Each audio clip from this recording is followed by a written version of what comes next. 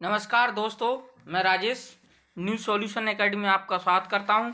आज मैं आपको यूपी असिस्टेंट टीचर और प्रिंसिपल की जो भर्तियां निकली हैं उनके बारे में डिस्कस करूंगा। और मतलब कब से ये फॉर्म अपना स्टार्ट हो गए हैं। चलते हैं अपन अपना सेशन की तरफ। जैसे कि अपन बात करते हैं EB aided school assistant teacher and principal requirement 2021। अपने मतलब ये भर्तियां यहाँ से 21 को स्टार्ट हो चुकी हैं। अब भर्ती में ये देखा जाए किसनी योग्यता है, कब से स्टार्ट हो गया है। चलते हैं अपन बात करते हैं, देखते हैं।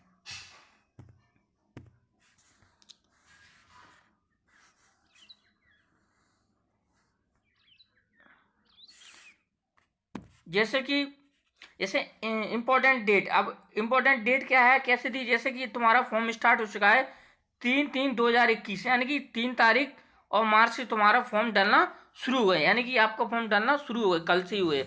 और इसकी लास्ट डेट क्या है फॉर्म की, 17/3/2021, यानी कि 17 मार्च 2021 इसकी लास्ट डेट है।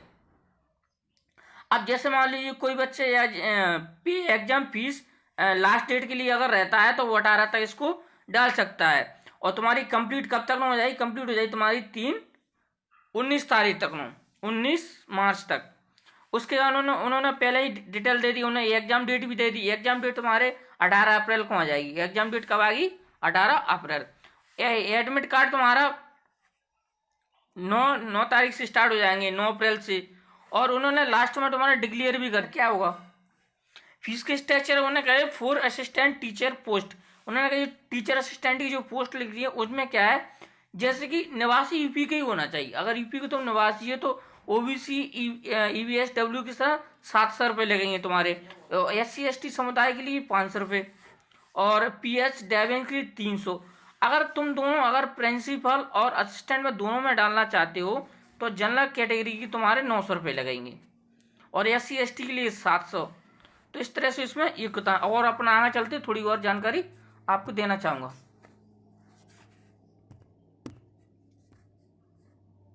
जैसे कि अब बात क्या है एज लिमिट की। अब इसमें क्या एज लिमिट की अपन बात करें, एज कितनी तुम्हारा जी एज दी है 1/7/2021। तो यहाँ से तुम्हारी डेट का मूल्यांकन किया जाएगा एज का।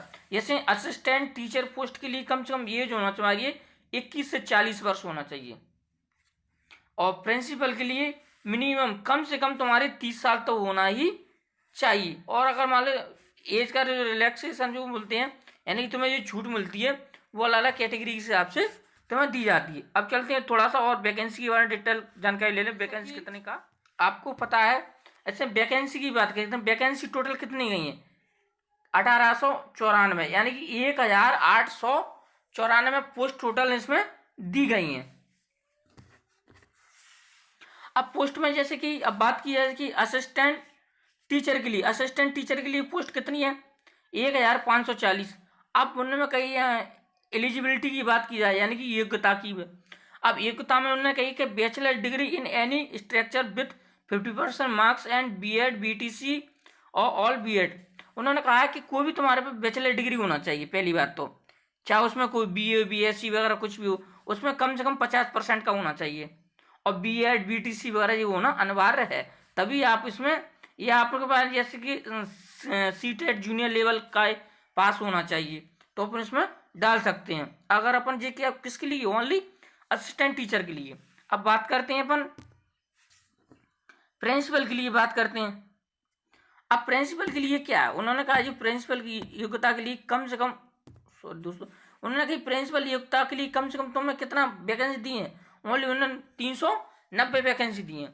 अब उन्होंने कहा वो स्ट्रक्चर इसमें भी रख दी। उन्होंने कहा ये कहा तुम्हारा बैचलर डिग्री होना चाहिए और 50% के साथ, और BEd DEd वगैरह जो सारी होना चाहिए। और कम से कम इसमें एक इंपॉर्टेंट सूचना चाहिए, उन्होंने क्या 5 ईयर एक्सपीरियंस रिक्वायरमेंट मांगा, यानी कि 5 साल का कम से कम तुम्हें एक्सपीरियंस होना चाहिए, यानी तुमने कहीं पढ़ाया हो, प्राइवेट स्कूल या सरकारी स्कूल, किसी में किसी भी तरह से। ठीक है, सिलेबस में बात की जाए कि एक की बात किया जैसे कि जूनियर हाई स्कूल प्रधानाध्यापक और सहायक अध्यापक, वही तुम्हारे असिस्टेंट की बात की रही टीचर के लिए। और क्या की योग्यता होती है, उन्होंने कही सबसे पहले तुम्हारे एक सामान्य ज्ञान आएगा, इसमें सामान्य ज्ञान आएगा, सामान्य घटना आएगी, तार्किक खंड आएगा। अब उनमें सामान्य ज्ञान तुम्हारे जी के अब सामान्य घटनाएं जो आजकल करंट अफेयर जो चलती है, तार्किक में तुम्हारा जो भी हो सकता है, मैथ रीजनिंग वगैरह जो भी सारे सिलेबस उसमें दिया है। उन्होंने कहा जैसे कि पहला पॉइंट है राष्ट्रीय अंतर्राष्ट्रीय महत्व की घटना, उनके नेशनल इंटरनेशनल घटनाएं आएंगी, भारत का इतिहास, राष्ट्रीय आंदोलन वगैरह पूछे जाएंगे, भारतीय राजनीतिक शासन, पंचायती राज व्यवस्था, लोकतंत्र में जो सारा उसमें सिलेबस, पर्यावरण से संबंध कुछ मुद्दे, ये सारी चीजें उसमें पूछी जाएंगी। और चलते हैं थोड़ा सा अपन आगे की तरफ, और आगे की तरफ ऐसे ही उसमें खंड तुम्हारा उसमें किया है खंड खा में। खंड खा में क्या, प्राणाध्यापक सहाध्यापक के लिए बात की गई, खंड खा के अंतर। खंड खा में क्या आएगा तुम्हारा हिंदी आएगी, ऐसा बहुत सी बैचलर डिग्री हिंदी से की है तो हिंदी में क्या क्या पूछा जाएगा। उन्होंने कई साहित्य के लिए भारतीय इतिहास पूछा, व्याकरण, पाठ्यक्रम जी सारी चीज़ें। अब कई बार कोई लोगों ने जैसे इंग्लिश से किया है तो उसमें जैसे history of the English literature और लैंग्वेज होना जरूरी है, ग्रामर आएगी, अनशिल्पीय से राइटिंग स्किल्स, वर्किंग, ये सारी चीज़ें इसमें आएंगी। जैसे ही संस्कृत में किया है, संस्कृत में तो भाषा, साहित्य, इतिहास, जानकारी, व्याकरण, सारी चीज़ों से पूछे, अलग अलग सब्जेक्ट के हिसाब से अलग अलग होती है। अब थोड़ा और आगे की तरफ चलते हैं।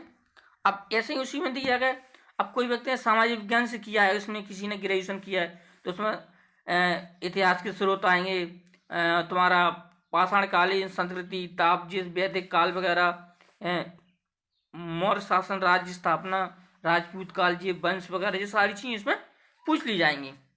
थोड़ा सा बस ये मतलब जो जो जिस सब्जेक्ट के हिसाब से उसमें बात की उसके सब्जेक्ट उसमें व्यक्ति ने गणित किया तो गणित में जैसे प्राकृतिक संख्या, परिमेय संख्या, वर्गमूल, घनमूल और जोड़ घटाव, जी मतलब थोड़ी थोड़ी सारी चीज़, समीकरण वगैरह सारी चीज़ उसमें पूछ ली जाएंगी। ठीक है, थोड़ा और आगे चलते हैं। अब हरकत है विज्ञान की। अब विज्ञान में क्या है, विज्ञान में कई व्यक्ति ने साइंस से बीएससी वगैरह की है तो उनके लिए बात जैसे दैनिक जीवन से विज्ञान का महत्व बताइए हो, विज्ञान की प्रौद्योगिकी और उनके जीव निर्जीव वगैरह, ये सारे इसी का अनुकूल वगैरह, ये सब इसके सूक्ष्म जीव वर्गीकरण वगैरह, ये सब उसके पार्ट दिए गए, जंतु को पोषण वगैरह, ये सारी जानकारी इसमें दी गई है। तो बस ये क्या अलग अलग सब सिलेबस के साथ अलग अलग जानकारी मैंने दी है। तो ये अपने सेशन का क्या है, बस इतना ही इसमें बताना था कि कितनी वैकेंसी कब क्या आना है। और इस सेशन आपको अच्छा लगता है उसको लाइक, कमेंट, सब्सक्राइब किया करो, जिससे आने वाली नोटिफिकेशन आपको मिल जाया करेगी। इसी के साथ